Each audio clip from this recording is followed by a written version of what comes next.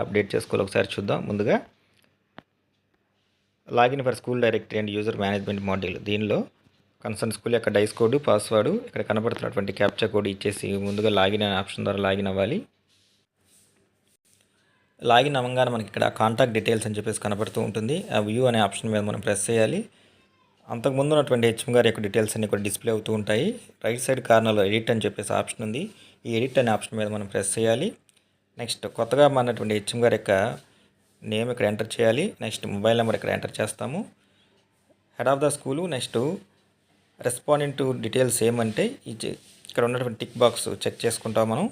Next same అట్లాగే తర్వాత email ఐడిని ఎంటర్ చేస్తాము. నెక్స్ట్ స్కూల్ హెడ్ యొక్క మొబైల్ నెంబరు, హెచ్ఎం యొక్క మొబైల్ నెంబరు 2 ఒకటి అని ఈ చెక్ బాక్స్ టిక్ చేసి ఇక్కడ ఉన్నటువంటి అప్డేట్ అనే ఆప్షన్ మీద మనం ప్రెస్ చేయగానే కన్సర్న్ డీటెయిల్స్ అన్నీ కూడా మనకు సేవ్ అవుతాయి.